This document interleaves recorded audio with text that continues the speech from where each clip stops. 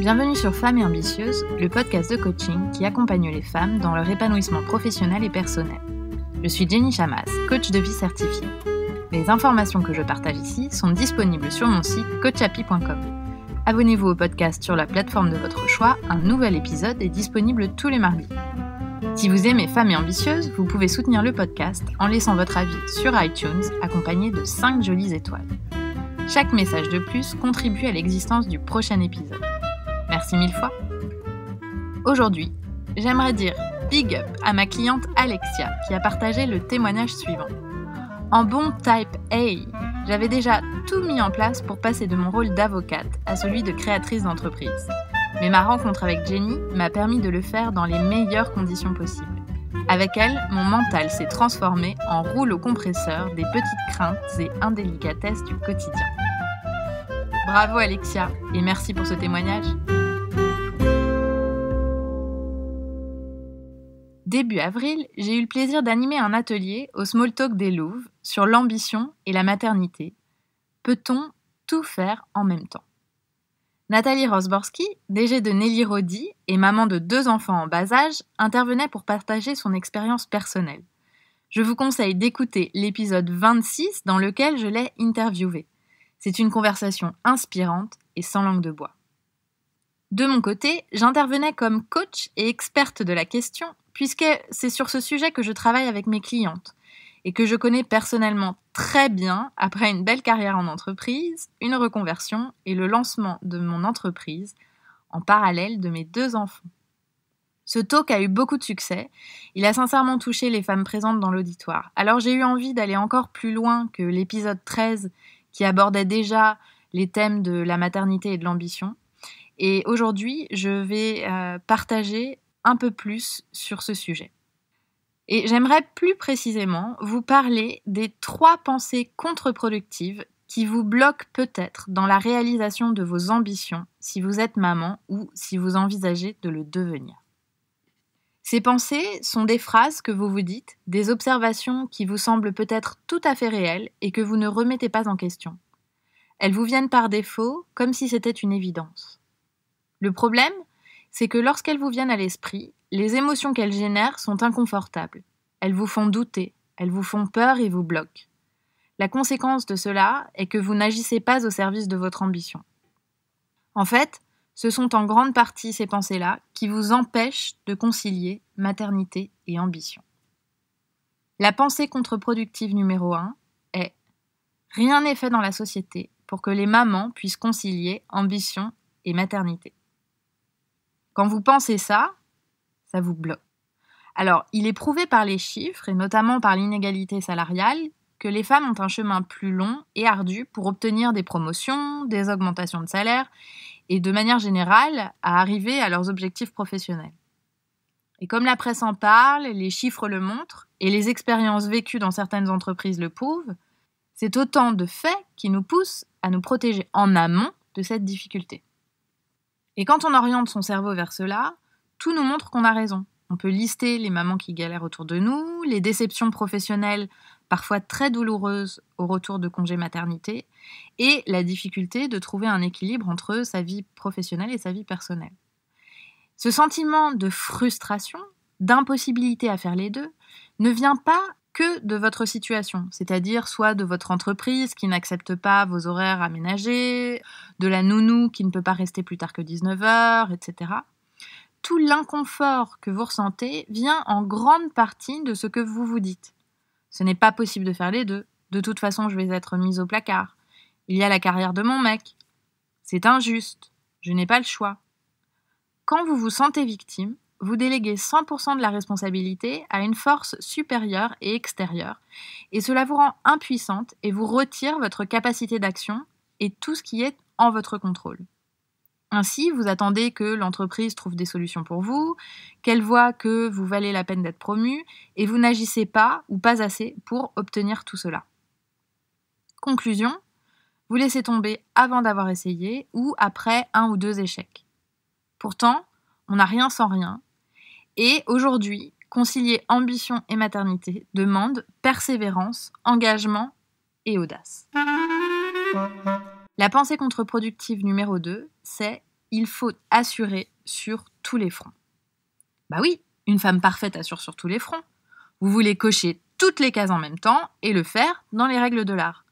Être une professionnelle parfaite, une manager parfaite, commencer tôt et rester tard, abattre un boulot titanesque, obtenir une promotion en moins de temps qu'il en faut pour le dire, gagner beaucoup d'argent. Et en même temps, vous voulez être une mère exemplaire, qui est présente pour ses enfants, qui organise plein d'activités, qui cuisine des petits plats sains et qui ne s'énerve jamais. Et comme parvenir à tout ça en même temps est de l'ordre de l'impossible, vous vous sentez nul. Sauf que, breaking news, personne n'est parfait. Tenter de répondre à vos tendances perfectionnistes et aux injonctions de la société, c'est foncer droit dans les bras du burn-out, de la frustration et de la déception. D'ailleurs, je vous invite à réécouter l'épisode sur le perfectionnisme, le numéro 24. Alors en fait, plutôt que de penser que vous devez assurer sur tous les fronts, vous avez le choix. Le choix de faire l'un puis l'autre sur des temporalités différentes, être maman puis vivre son ambition, ou vivre son ambition puis être maman, et accepter que cela prenne plus de temps. Et vous pouvez aussi choisir de faire les deux en même temps et accepter que cela demande des efforts et des compromis et que ce ne sera sans doute pas parfait sur tous les plans. Soyons honnêtes, quand on fait les deux en même temps, soit on a un partenaire qui assure à la maison plus que nous, soit on a des aides ménagères et nounous, soit on accepte que ce soit un peu la débandade. Linge en retard, enfant qui mange des légumes surgelés et tout ce qu'on peut imaginer.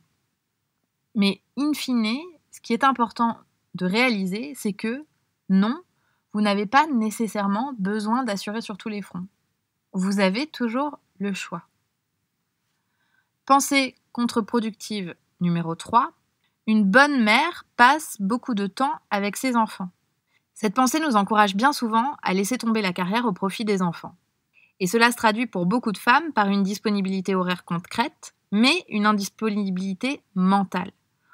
Parce qu'on se contente d'un job qui ne nous épanouit pas pour nos enfants, mais quand on est avec nos enfants, on se sent frustré. Combien de femmes ont refusé des promotions pour cette raison ? Et cela peut paraître plus facile pour des entrepreneurs, qu'on imagine plus flexibles, mais cela demande pourtant des efforts constants, parce que pour obtenir de bons résultats dans son entreprise, pour pouvoir en vivre, il faut une immense force de travail et une grande disponibilité les soirs, parfois les week-ends, parfois les vacances. Finalement, c'est différent, on ne peut pas toujours couper à 100%. En réalité, salarié ou entrepreneur, c'est notre vision de la maternité et notre état d'esprit à ce sujet qui permet ou non de réaliser ses ambitions professionnelles. Parce que quand on se dit qu'une mère passe beaucoup de temps avec ses enfants, c'est quoi beaucoup de temps ? Ça veut dire quoi ? C'est quoi ? C'est 1 heure ? 2 heures par jour ? 4 heures par jour ? C'est être à la sortie de l'école à 4 heures ou à 18 heures ? C'est les récupérer à 19 ou 20 heures ? Bref, tout ça est question d'interprétation personnelle. Quand vous pensez une bonne mère passe beaucoup de temps avec ses enfants et que vous décidez donc de sacrifier votre carrière, mais que vous le faites à contre-cœur, finalement, c'est contre-productif. Parce que tous les moments que vous allez passer avec vos enfants, vous allez penser à ce job que vous n'avez finalement pas pris ou au job actuel que vous n'aimez pas, au bénéfice de vos enfants. Mais quand vous êtes avec vos enfants et que vous pensez à complètement autre chose, finalement, vous n'êtes pas dans l'instant présent. Donc demandez-vous ce dont vos enfants ont réellement besoin. Et parfois, il y a des compromis qu'on peut envisager qu'on ne voit pas au début. Que pensent vos enfants si vous adorez votre travail, si quand vous rentrez à la maison, vous êtes capable d'en parler avec enthousiasme et de leur montrer que ce que vous faites, c'est bien, c'est génial, ça vous plaît, etc. En quoi ça peut les influencer de façon positive ? Qu'est-ce qui est le plus important ? Est-ce de passer beaucoup d'heures avec vos enfants, mais de ne pas être là mentalement ? Ou est-ce que c'est peut-être d'en passer un peu moins, mais quand vous êtes là, vous êtes vraiment là ? Voilà, donc tout ça, ce sont des questions que vous pouvez vous poser. En réalité, il y a toujours des compromis à trouver. Et tout ça commence par votre état d'esprit. Penser ces 3 pensées contre-productives vous empêchent de voir les opportunités et les possibilités. Finalement, ces pensées-là vous stoppent. Si vous les remettiez en question, si vous vous demandiez de quelle façon ces pensées sont fausses, quelle solution trouveriez-vous ? Demandez-vous par exemple de quelle façon pouvez-vous adapter votre emploi du temps pour y parvenir. Je pense par exemple à Béatrice de Montille, la fondatrice de Merci Maman, dont l'histoire m'a marquée. Elle nous avait raconté son histoire au premier talk des Louves. Et depuis qu'elle a entrepris et qu'elle a fondé sa marque, elle a mis un point d'honneur à aller chercher ses enfants à l'école presque tous les jours. Et sa technique à elle, c'était d'être joignable pour ses équipes depuis la maison et de retravailler le soir. Et son autre technique, c'était de déléguer beaucoup au travail. Donc elle a recruté très tôt dans son entreprise des personnes qui ont pu l'épauler et l'aider à faire grandir sa marque. Elle avait également une aide à la maison. Donc c'est une façon d'envisager l'entrepreneuriat qui est peut-être très différente de celle dont d'autres entrepreneurs envisagent les choses. Mais ce que je trouve intéressant dans cet exemple, c'est qu'elle a trouvé sa façon à elle de faire les choses comme elle l'envisageait et de pouvoir concilier le fait d'entreprendre et d'avoir une famille. Je pense aussi à ce que mon mari et moi faisons. Lui est salarié et moi entrepreneur. Eh bien, nous arrivons à rentrer tôt pour s'occuper de nos enfants. Alors pour nous, tôt, c'est entre 6h30 et 7h. Pour certains, c'est très tard. Et ce qu'on fait, c'est que une fois les enfants couchés, en général, on retravaille. Voilà. Et ça, c'est notre façon à nous de faire, celle qu'on choisit. Ça ne nous dérange pas de retravailler de temps en temps, le soir, une fois qu'ils sont couchés. C'est un choix. Ce que j'ai constaté avec l'expérience et en employant des mamans ambitieuses, les femmes qui sont mamans sont super efficaces dans leur travail. Elles sont organisées et ne perdent pas de temps. Et moi, ça m'amène vraiment à me dire, mais si en fait, c'était pas une force incroyable et exactement ce dont vous avez besoin pour réussir et vivre vos ambitions, que d'être maman. Si vous pensiez que la maternité était un booster, comment approcheriez-vous la problématique de l'ambition ? Chacune choisit son rythme, ses envies, ses objectifs.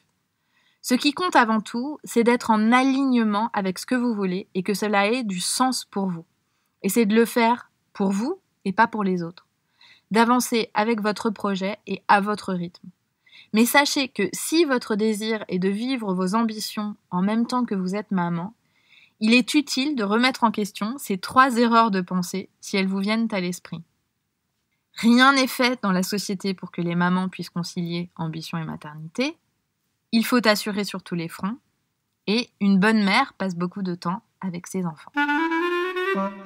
Comme exercice d'application cette semaine, ce que je vous propose, c'est que la prochaine fois que vous vous surprendrez à vous dire une de ces 3 pensées contre-productives, demandez-vous si ces pensées vous sont utiles. Demandez-vous si vous avez envie de continuer à les penser. Et si vous voulez changer de point de vue, demandez-vous de quelle façon l'inverse est-il aussi vrai. Je suis coach de vie certifié. J'accompagne individuellement un petit groupe de femmes ambitieuses qui souhaitent franchir une étape décisive dans leur carrière. Je les aide à faire tomber une à une les barrières qui les empêchent d'avancer pour oser vivre leurs ambitions et atteindre leurs objectifs professionnels et personnels. Si vous aimeriez vous faire accompagner, vous pouvez solliciter une séance de découverte gratuite. Nous parlerons de votre problématique et du travail qu'on pourrait faire ensemble. Pour réserver la séance, vous pouvez cliquer sur le lien dans les notes de cet épisode ou vous rendre sur coachhappy.com.